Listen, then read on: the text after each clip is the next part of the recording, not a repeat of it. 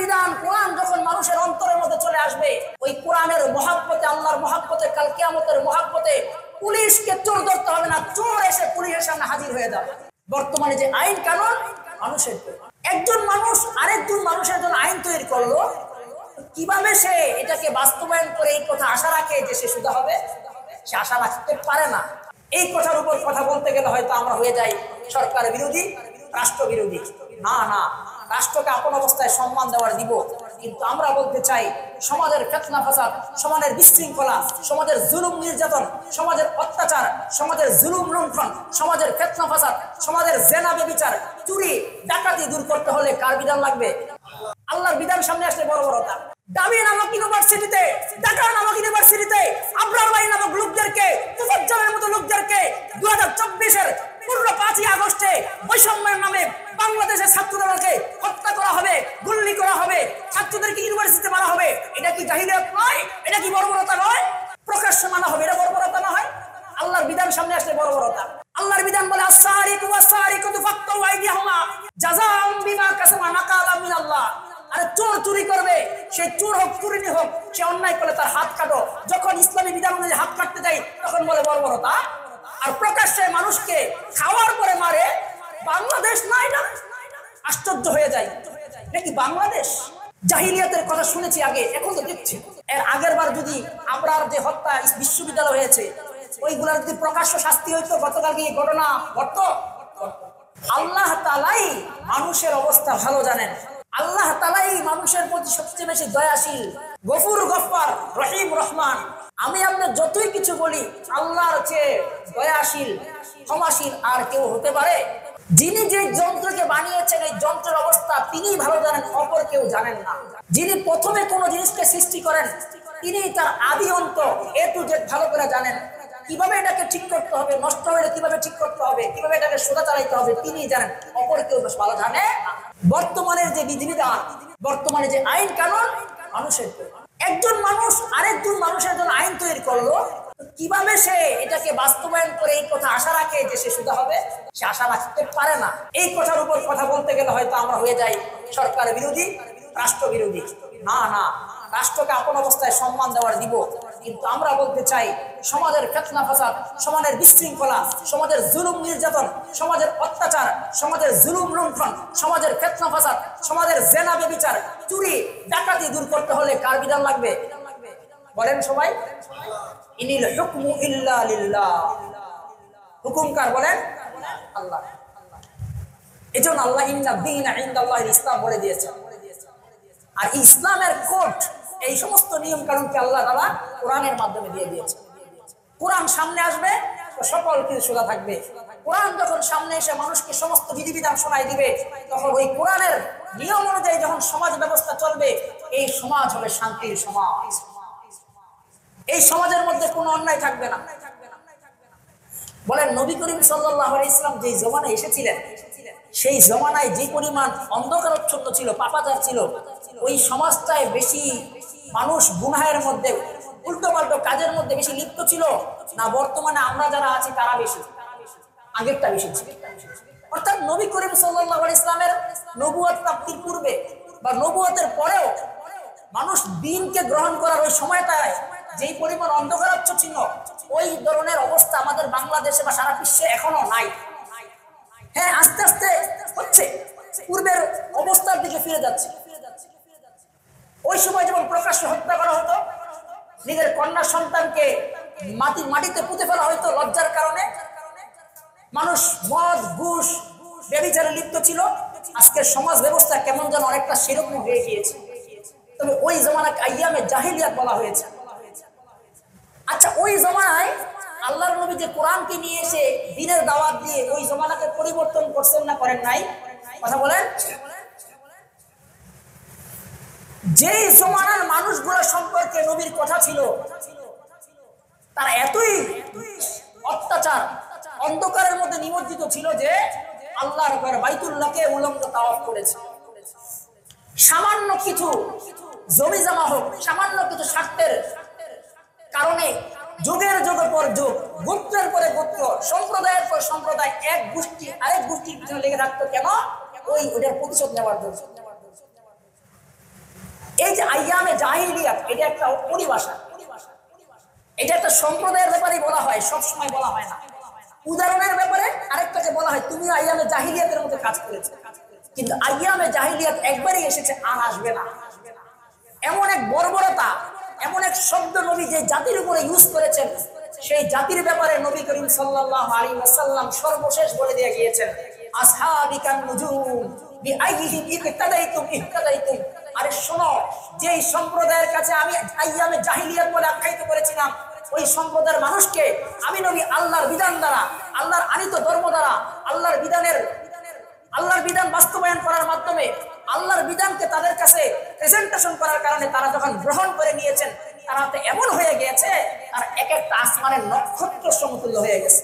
নবী যেই অবস্থায় পেয়েছেন, ওই অবস্থার লোকগুলোর সামনে যখন কোরআনকে হাজির করেছেন, কোরআনের বিধানকে ব্যাখ্যা দিয়েছেন, কোরআনকে যখন বাস্তবায়ন করেছেন, তারাও আল্লাহর বিধানকে সাদরে গ্রহণ করে নিয়েছেন।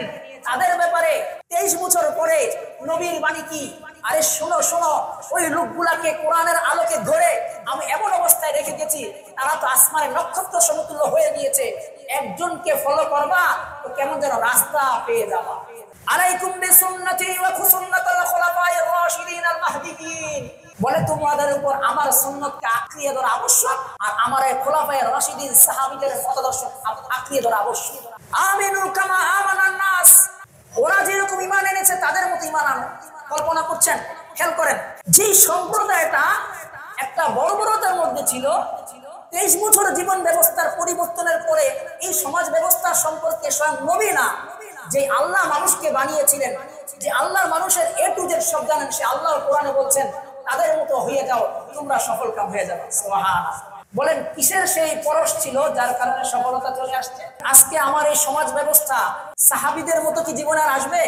সাহাবীদের জমানাকে সোনালী যুগ বলা হয়, বলেন কোন যুগ বলা হয়? এই সোনালী যুগ জীবনে আর আসবে?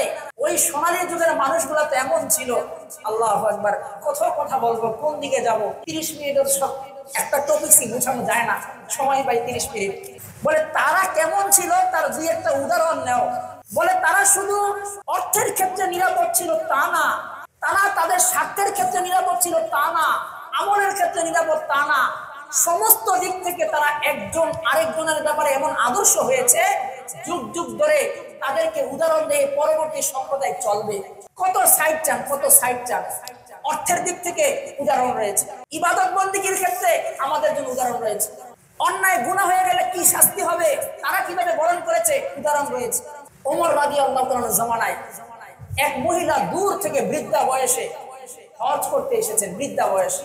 এই মহিলাকে ওমর রাদিয়াল্লাহু তাআলা বলেছেন, ও আমার মা, আপনি দূর থেকে সফর করে যে আমার বাইতুল্লাহ আসলেন ওমরা হজ করতে আপনি কেমন পেয়েছেন? বলে আমিরুল মুমিনিন, আমি যত জায়গায় অবস্থান করেছি রাত্রেবেলা প্রত্যেকটা ঘরকে আমি আমার নিজের ঘর মনে করেছি, নিরাপদ ছিল। ওই জমানার মানুষগুলো বড় থেকে নবীর আদর্শমান হয়ে কোরআনের শিক্ষায় কোরআনের বিধিবিধানকে গ্রহণ করে এমন হয়েছিলেন, তারা যখন নিজেরা পাপ করতেন, ওই পাপের অনুশোচনাকে, পাপের প্রায়শ্চিত্ত করার জন্য আল্লাহর সামনে কাল কিয়ামতের ময়দানে দাঁড়াবো, কি জবাব দিব, ওই ভয়ের কারণে নিজেরাই আইসা হাজির হইতেন, হে রাসূল আমি তো গুনাহ করেছি, আমাকে পবিত্র করে দেন।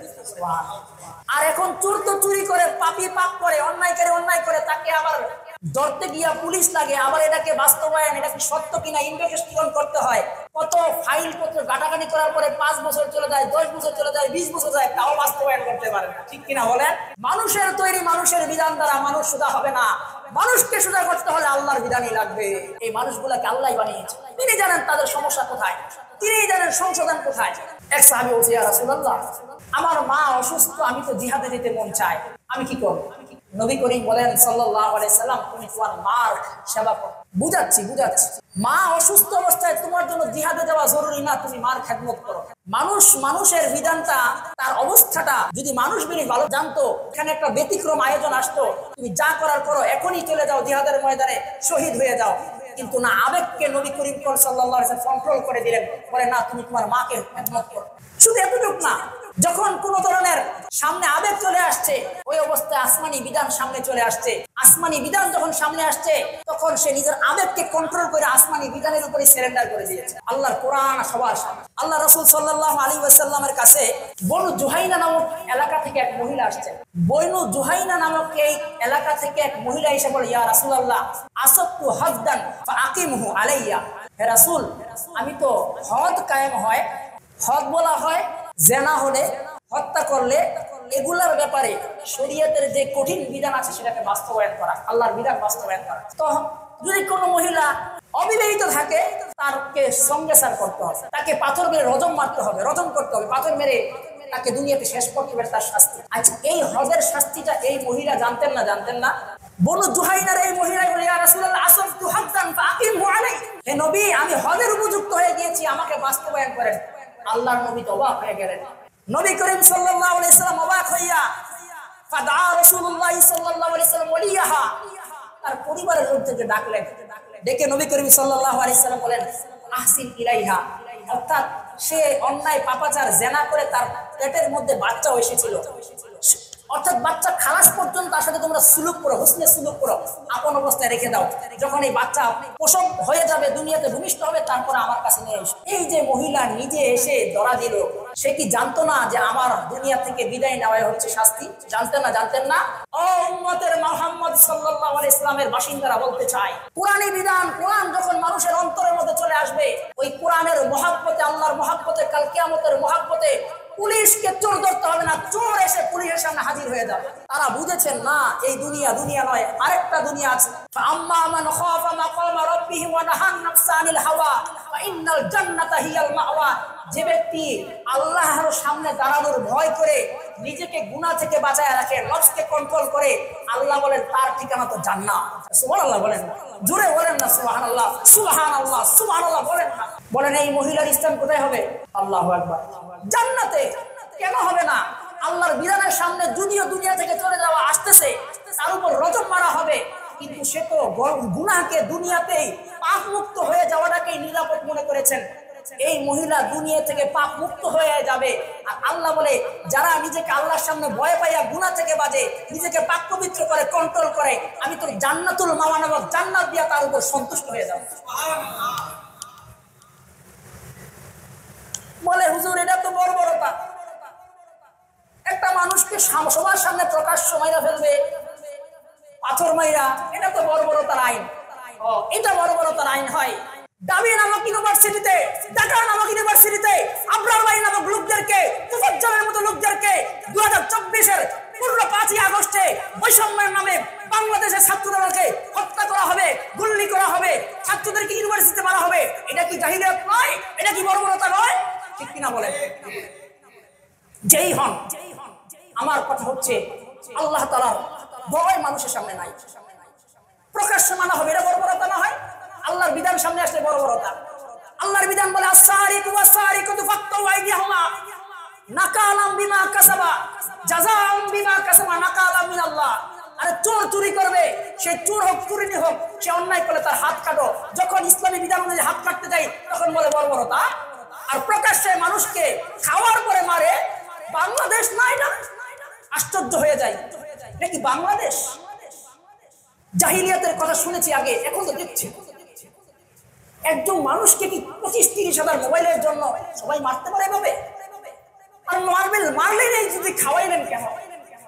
আমি আসলে এগুলো নিয়ে কথা বলতে চাই না, কিন্তু যখন দেখি সহ্য করতে পারি না, তখন মনে করি আল্লাহ হয়তো লইয়া যাও, রাখ, মুখটা বন্ধ করতে পারি না, কারণ আমি আবদ্ধ থাকি বিভিন্ন বেড়াজালে। আমি একসময় কথাই বলতাম না, কেন? মনে করি ডানে বামে কথা বললে মনে ফেতনা হবে, আমি এর জন্য কথা বলি না। আল্লাহ, আমি এই ধরনের কথা বলি না, মাঝে মাঝে জ্ঞান হারিয়ে ফেলি, কি করব? আমার সবচেয়ে কালকে যে কান্নার দৃশ্যটা শরীরের সামনে আসছে, আমি সহ্য করতে পারি নাই। এই বেটাটা গতকালকে মারলি, তো এমন মারা মারলি, ঠিক আছে, ছেলেটার শরীরটা নিস্তেজ হয়ে গেল। এই ডাইন হাতটাকে নিল, মোটা একটা লাঠি উপরে রাখলো, দুই পাশে দুইজন ছাত্র পাড়া দিয়া, মানে বড়া শরীরটা লড়তে পারতেছে না, তারপরে ওই হাতটার উপরে লাঠি রেখে দুইজনে দুই পায়ের উপরে 50 কেজি হইলে 100 কেজি দুইজন হইলে আবার কি অত্যাচারটা এই নির্মম ভাবে করা দরকার ছিল? মনুষ্যত্ববোধ নাই? আরে তুই তো মানুষ, সেও মানুষ, তারও জীবন আছে, অন্যায় করলে সরকার আছে, আইন আছে, আদালত আছে, তার কাছে যা। নিজের হাতে কিভাবে করছিস? আমি যখন এই দেশের মধ্যে এই সরকার পরিবর্তনের অবস্থায়, যে অবস্থায় ছিল, আমি একটা কথা বলি নাই, সহ্য হয় নাই আমার। কেন বলি নাই? দুই কারণে। আর বিরুদ্ধে বলবো, যার বিরুদ্ধে বলবো ডাইনে আমার পাশের ভাই, তার বিরুদ্ধে বলবো। পুলিশের বিরুদ্ধে বলবো, সে তো আমার ভাই, তার বিরুদ্ধে বলবো। ছাত্রের বিরুদ্ধে বলবো, বলি না, আর সে তো আমার ভাই। কিন্তু দেখছি আর এই 7-8 দিন খালি নেট ছিল না, খালি কাঁদছি আর কাঁদছি। আল্লাহ কি দেখতেছি বাংলাদেশ, খালি পোস্ট দিয়েছি, আল্লাহ রহম করেন, রহম করেন। এমন ভাবে হত্যা, কেউ কারো মারতেছে বাংলাদেশের জমিনে, বাইরা সে ব্রিজের মধ্যে টাঙ্গায় রাখতেছে। আরে যে যারে মারছেন সেটা নিয়ে কথা বলছি না, কার অধিকার আছে কার অধিকার নিয়ে কথা বলছি না, বাস্তবতাটা তুলে ধরছি। প্রকাশ্যে 10-15-20 জনকে পুলিশ হত্যা করছে গুলি করে করে, ওদিকে পুলিশকে আবার মেরে গাছের উপরে টাকায় রাখতেছে। এটি কোন দৃশ্য? এটি কোন দেশের দৃশ্য? আমরা কি এই বাংলাদেশকে চেয়েছিলাম? আমরা কি এগুলোকে সাপোর্ট করি? যদি সাপোর্ট করেন তাহলে বুঝতে হবে আপনার মধ্যে অন্ধকারাচ্ছন্ন রয়েছে। ডানেও পছন্দ করি না, বামেও পছন্দ করতে না, সবাইকে নিয়ে চলতে চাই, ঠিক কিনা বলেন? ওয়াজআলনাকুম উম্মাতান ওয়াসাতান কুনতুম খায়রা উম্মাতিন উখরিজাত লিন-নাস। আর এই উম্মতকে মারামারির জন্য দুনিয়াতে পাঠানো হয় নাই, রাজত্ব কায়েম করার জন্য পাঠানো হয় নাই, একজন আরেকজনের উপরে রাজনীতি করবে এই উম্মতকে জন্য পাঠানো হয় নাই। এই উম্মতকে পাঠানো হয়েছিল অপরের কল্যাণের জন্য। এই উম্মত তো আল্লাহর সামনে অপরাধ হয়ে সামনে দাঁড়ায় যাবে, আল্লাহ অপরাধ অপরাধ করছি, আমাকে আপনার শাস্তি দিয়ে অপরাধ থেকে পাপ মুক্ত করেন কাল কিয়ামতের ময়দানে, যাতে করে আমি আল্লাহর সামনে পাপ মুক্ত হয়ে দাঁড়াইতে পারি। এই উম্মত তো এরকম হবে। এই উম্মতের অপরাধীকে ধরার জন্য পুলিশ লাগবে না, অপরাধী লুকালুকি করবে না, অপরাধী নিজে আসবে শাস্তি পাওয়ার জন্য। কেন? আর দিলের মধ্যে আল্লাহর ভয়। বলেন কার ভয়? বনু জুহাইনার এই মহিলা রাসূলের সামনে গেলেন, নবী করিম সাল্লাল্লাহু আলাইহি ওয়াসাল্লাম বুঝতেছেন এই মহিলার তো শাস্তি হচ্ছে সঙ্গে সাথ। বাচ্চারা যেহেতু আছে, বাচ্চার তো অপরাধ নাই। নবী বলেন বাচ্চাকে খালাস হতে সময় দেয়। কয়দিন পর বাচ্চা খালাস হওয়ার পরে মহিলা আসছে সাল্লাল্লাহু আলাইহি ওয়াসাল্লাম, আল্লাহর নবী সাল্লাল্লাহু আলাইহি ওয়াসাল্লাম সুম্মা উমিরা বিহা, তার ব্যাপারে নির্দেশ দেওয়া হইল। ফারুজিমাত সুম্মা সাল্লা আলাইহা, এই মহিলাকে সঙ্গে সার মানে অর্ধেক পর্যন্ত মাটির মধ্যে দাবাইয়া যতক্ষণ পর্যন্ত মৃত্যু না হবে তাকে পাথর মারা হবে। এটা হচ্ছে জেনার শাস্তি। বিবাহিত হওয়ার আগে জেনা করলে এক শাস্তি, বিবাহিত হওয়ার পরে জেনা করলে আরেক শাস্তি। আচ্ছা, এই মহিলা তো দুনিয়াতে নাই, এখন নবী কি তার উপরে জানাজা পড়ানোর দরকার ছিল? আল্লাহু আকবার। পেয়ারা নবী দেখাই দিয়েছেন, যদিও অন্যায় গুনাহের কারণে আসছে, গুনাহটা ছিল নেককার, খুব নেককারজনক ঘটনা, কিন্তু সে তো আল্লাহর বিধানকে বাস্তবায়ন করে দুনিয়াতে গেছে, বুঝতে হবে তার মধ্যে আল্লাহর ভালোবাসা ছিল। আল্লাহর নবী জানাজা পড়াইছে, সুবহানাল্লাহ বলেন। আরে যেই লোকটার জানাজা পেয়ারা নবী মুহাম্মদুর রাসূলুল্লাহ করে, তার চেয়ে বড় সুপারিশকারী আর কিছু হতে পারে? জানাজা কেন? সুপারিশের কারণে। সমস্ত মুমিনরা তার ব্যাপারে একটা জানাজার মাধ্যমে সুপারিশ করলো, আল্লাহ আমারই মুমিন বান্দা ছিল, আমরা লক্ষ লক্ষ লোক, যেই জানাজার মধ্যে 1000, যেই জানার মধ্যে 1 লক্ষ 2 লক্ষ লোক শরীক হয়, ওই লোকটার ভাগ্যটা ভালো না খারাপ? তাহাজ্জুদ গুজার আল্লাহর ওলিরা দোয়া করছেন, আল্লাহ এই লোকটাকে মাফ করে দেন, আল্লাহ মাগফিরলি হাইয়িনা ওয়া মাইয়িতিনা ওয়া শাহিদিনা ওয়া গায়বিনা দোয়া করতেছেন। আশা করা যায় এই জানাজার ওসিলায় আল্লাহ তাকে মাফ করে দিবেন। তো যেই জানাজায় সাইয়্যিদুল ওয়ালদি আদম, সাইয়্যিদুল মুরসালিন, সাইয়্যিদুল আম্বিয়া, রাহমাতুল লিল আলামিন জানাজা পড়াইছে, সেই জানাজার দাম আছে না নাই? ওমর রাদিয়াল্লাহু তাআলা একটা শব্দ ইউজ করলেন, ইয়া রাসূলুল্লাহ আতুসাল্লি আলাইয়া। ওমর তো আল্লাহর বিধানের ব্যাপারে কঠোর ছিল, প্রশ্ন আসলে জাগ্রত হলে প্রশ্ন করতেন, ইয়া রাসূলুল্লাহ আপনি কি এই মহিলার উপর জানাজা পড়ছেন? নবী করিম সাল্লাল্লাহু আলাইহি ওয়াসাল্লাম একটা শব্দ ইউজ করেছেন, সমস্ত দুনিয়াবাসীর জন্য এই শব্দ কাল কিয়ামত পর্যন্ত একটা নিদর্শন। আল্লাহ নবী সাল্লাল্লাহু আলাইহি ওয়াসাল্লাম বলেন, ইয়া উমর লাকাদ জানাত, সে হয়তো জেনা করেছে। এবারও এসেছে লাকাদ তাবাত তাওবাতান, সে তো এমন একটা তওবা করেছে এই গুনাহ থেকে। লাউ কুসিমাত বাইনা 70 মিন আহলিল মদিনা লা ওয়াসিয়াতহুম, আরে তার তওবাটা মদিনার 70 জনের উপর যদি ভাগ করা হয়, তাহলে এই 70 জনের জন্য তার একজনের তওবাই যথেষ্ট হয়ে যাবে, একজনের তওবাই যথেষ্ট হয়ে যাবে। সুবহানাল্লাহ। যদিও সে অন্যায় একটা করেছে, করে এসেছে, কিন্তু সে আল্লাহর ভয়ে তওবা করেছে, তার তওবাটা এমন হয়েছে 70 জনের কাছে ভাগ করলেও তার তওবা অনেক উত্তম হবে। তার তওবা ওই নবী সাল্লাল্লাহু আলাইহি সাল্লাম সর্বশেষ বললেন, হাল ওয়াজাদতা আফজালা মিন আন জাআত বিনাফসিহা লিল্লাহি তাআলা, বলে তার চেয়ে কি আর উত্তম এরকম কাকে পাইছো, সে আল্লাহর জন্যই এসেছে নিজে তওবা করতে, গুনাহ থেকে পাপ মুক্ত হইতে, তাকে কি তুমি উত্তম পাও নাই? আর এই আফজালিয়াত কাজটা কি তুমি পাও নাই? ওমর রাদিয়াল্লাহু তাআলা চুপ হয়ে গেলেন। এই যে বিধানটা, আল্লাহর নবীকে এই বিধানটা বাস্তবায়ন করার সময় মায়া মহব্বত লাগে নাই? আর বলেন না কেন? কিন্তু উনি দুইটা জিনিস চিন্তা করেছেন। এক তো যেহেতু আল্লাহ তাআলাই পাঠাইছেন, বিধানটা আল্লাহরই, আযানিয়াতু ওয়াযানি ফাজলিদু কুল্লা ওয়াহিদিন মিনহুম মিয়াতা জালদা। জানি পাপাচার যারা হয় তাদের দুই ধরনের শাস্তি, এখানে আল্লাহ 100 দুর্রার কথা বলেছেন, যারা বিবাহিত হবে তাদের। কোরআনের আয়াতকে বাস্তবায়নটা করতে হবে, এটা নবীর মাথায় আসছে। বলে কেন? আজকে যদি এই বিধান বাস্তবায়ন করি, কালকে সমাজের হাজারো মানুষ জেনাতে হয়েছে যাবে। সুবহানাল্লাহ বলেন না? এখানেই আমাদের সাথে দুনিয়াবাসীর সাথে মতানৈক্য। দুনিয়াবাসী বলেন না কোরআনের বিধানকে বাস্তবায়ন করা যাবে না, আমরা বলি না না, একটা অন্যায়ের ক্ষেত্রে কোরআনের বিধানকে বাস্তবায়ন করেন, কসম খোদার ওই দিন থেকে সমাজ যদি পরিবর্তন না হয় তাহলে আমাদেরকে যে কোনো শাস্তি নেবেন, আমরা শাস্তি গ্রহণ করে নেব। এক হত্যার পর আরেক হত্যা তো করা ঠিক না। আল্লাহর নবী বলেন, কোরআন বলে যখন কেউ হত্যা করে, লুণ্ঠন করে, জুলুম করে, কোরআনের আয়াতকে সামনে দাঁড়ি করায় দাও, হত্যার বদলে হত্যা করো। কেউ হত্যা করলে, কেউ কারো মালকে লুণ্ঠন করলে, হত্যা করার পর তার সম্পত্তি লুণ্ঠন করলে, বিভিন্ন অপরাধ কায়েম করে কোরআনের আয়াতকে বাস্তবায়ন করে দাও। এই আয়াতকে বাস্তবায়ন করে যখন আরেকজনকে তুমি কোরআনের বিধান অনুযায়ী হত্যা দিবা, মৃত্যুদণ্ড দিবা, তো তুমি টেনশন করো না, এই লোকটা যদিও মরছে না, তার এই মরার মধ্যে হাজারো লোকের জীবন রয়ে গেছে, হাজারো লোকের জীবন রয়ে গেছে। ওয়ালাকুম ফিল কিসাসি হায়াতুন ইয়া উলিল আবসার।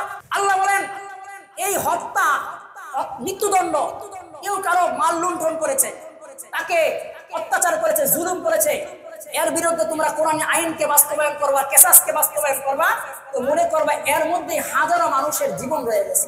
সুবহানাল্লাহ বলেন। নবী করিম সাল্লাল্লাহু আলাইহি ওয়াসাল্লামের কাছে একজন মহিলা অপরাধ করে আসছে, তার হাত কাটছে, কাটার পরে আল্লাহর নবীর চোখ দিয়ে পানি পড়তেছে। আল্লাহর নবী সাল্লাল্লাহু আলাইহি ওয়াসাল্লামের কান্না দেখে সাহাবীরা বলে, ইয়া রাসূলুল্লাহ, আপনি কাঁদছেন কেন?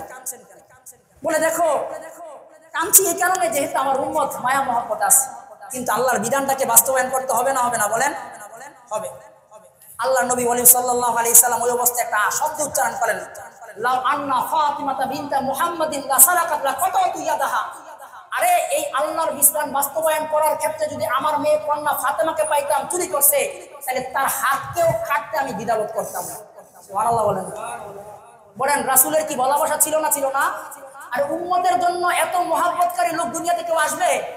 আর আসবে কেউ? আসবে। উম্মতের জন্য নবীর চেয়ে মহব্বতকারী কেউ আর আসবে না। তো যদি কেউ বলে যে নবী যা করেছে এটা ঠিক হয় নাই, আল্লাহ যা বলে ঠিক করে নাই, তো বুঝতে হবে তার অন্তরের মধ্যে, তার চিন্তার মধ্যে ফাটল আছে, সমস্যা আছে, উই পোকায় খেয়ে তার ব্রেনকে আলগা করে ফেলছে, তার চিকিৎসা দরকার। আগেই বলেছি, সরকার রাষ্ট্রের সাথে আমাদের কোনো দূরত্ব নাই, বিদ্রোহ নাই। সংস্কার যে জায়গায় দরকার সেই জায়গায় বলতে হবে না হবে না। এর আগের বার যদি আবরার যে হত্যা বিশ্ববিদ্যালয় হয়েছে, ওইগুলার যদি প্রকাশ্য শাস্তি হইতো, গতকালকে এই ঘটনা ঘটতো। কিন্তু কি হয়, অবাক হয়ে গেলাম, বাংলাদেশের জমিনে 8টা 10টা হত্যাকারী বড় বড় ক্রিমিনালরাও বের হয়ে গেল আইনের ফাঁক দিয়ে। সহ্য হয়? তাহলে কি হলো? অসুবিধা নাই, তোর মাইরে আমি 10 বছর জেল কেটে এসে করব, সমস্যা কি? এরকম চিন্তা আসবে না? আসবে না? নারায়ণগঞ্জের 7 মামলার আসামির কথা আমার এক ভাই বললেন, ভাই অবাক হয়ে গেলাম। উনি আমাকে সফরে হজে বললেন, সাইফুল, যে মাসে সে তো কদিন পর বিয়া খাই এসে বাড়িতে। সুবহানাল্লাহ বলবেন না আস্তাগফিরুল্লাহ বলবেন? 7 হত্যা, এটা তো সারা বিশ্বকে নাড়াই দিছে, কিন্তু আল্লাহর কোরআন বাস্তবায়ন হয় নাই। জেলে আটকে রাখছে, পুলিশকে ট্যাক্স দেয়, সরকারকে, মন্ত্রীকে দেয়, 2 দিন পর পর আরামে থাকে, এসিতে থাকে, প্রমোশন হয়, আবার বাড়িয়ে বাইয়া রাত্রেবেলা বিয়া খাইয়ে আবার গিয়ে জেলে ঘুমাই থাকে। কেন? মানুষের তৈরি আইন, আল্লাহর বিধানকে সামনে নিয়ে আসে। এজন্য আল্লাহর বিধান কি? ওয়ালাকুম ফিল কিসাসি হায়াতুন ইয়া উলিল আলবাব লাআল্লাকুম তাত্তাকুন। ওয়ালাকুম ফিল কিসাসি হায়াতুন ইয়া উলিল আলবাব। এ জ্ঞানী, তোমাদের কাছে আল্লাহর বিধানকে বাস্তবায়নের জন্য শিক্ষা আছে। আর একটা বিধান বাস্তবায়ন করবা, হাজারো জীবন বাঁচবে না? বাঁচবে না? হয়তো বলতে পারেন, সাইফুল ভাই কি শুরু করছেন? ভাই বলতে চাই, মুখ আল্লাহ দিয়েছেন একটা, সবসময় সহ্য করতে পারি না। গতকালকের সিনারি আমাকে কান্দাইছে, বলে 5ই আগস্ট ওগুলো কাঁদছি, বলতে পারি নাই, হাত ছিল বাঁধা, কি করবো এখন? বলতে হচ্ছে, বাঁচি আর মরি, কত মানুষের চলে গেল, আমিও চলে গেলে কি সমস্যা আছে? আমাদের সামনে ছোট বাচ্চারা মারা গেল, আমার হায়াত যদি শেষ হয়ে যাবে, কিন্তু বলতে হবে, কারণ নবী করিম সাল্লাল্লাহু আলাইহি সাল্লাম বলেন, মান রাআ মিনকুম মুনকারান ফালিয়ুগাইয়ির বিয়াদিহি ওয়া ইল্লাম ইয়াস্তাতি ফাবিলিসানিহি ওয়া ইল্লাম ইয়াস্তাতি ফাবিকলবিহি। যদি অন্যায় দেখো, সামর্থ্য থাকলে হাত দিয়ে বাধা দাও। এখন হাত দিয়ে বাধা দেওয়ার ক্ষমতা আমার না, আছে কার? সরকারের, পুলিশের। যদি তোমার মুখ দিয়ে বলার সাহস থাকে, সুযোগ থাকে, মুখ দিয়ে বলো, এজন্য বলতেছি। আবার যখন মুখ দিয়ে বলার সাহস থাকবে না, তখন অন্তর দিয়ে খালি দোয়া করো, এছাড়া তো কোনো কাজ নাই, ঠিক কিনা বলেন? আল্লাহ তাআলা যেন আমাদের এই দেশকে শান্তির দেশ বানায় দেন। বলেন, শুরুতে শেষ যেই সম্পর্ক রাখাইয়া মুনাসাবাত বয়ান করলাম, শুরুতে বলেছিলাম দেশের সমাজ ব্যবস্থা পরিবর্তন করার জন্য মানুষের বিধান কাজে আসবে না আল্লাহর বিধান? কেন? মানুষের চেয়ে আল্লাহ জানেন তাকে কিভাবে। আমি যেহেতু মানুষকে বানিয়েছি, তার সম্পর্কে আমি ভালো জানি, তার সমস্যা সমাধান আমি ভালো জানি, এজন্যই কোরআনকে দিলাম। কোরআন দ্বারা যখন মানুষ চলবে, তখন মানুষ সমস্যার সমাধান হবে, মানুষের পরিবর্তন হবে। মানুষের বিধান দ্বারা মানুষকে হাজারো বছর ঠিক করলেও ঠিক হবে না। সেই বলেন যেই আল্লাহ তাআলা আমাদের বুঝার আমল করার তৌফিক দান করেন। আমিন ওয়া আখিরু দাওয়ানা আলহামদুলিল্লাহি রাব্বিল আলামিন।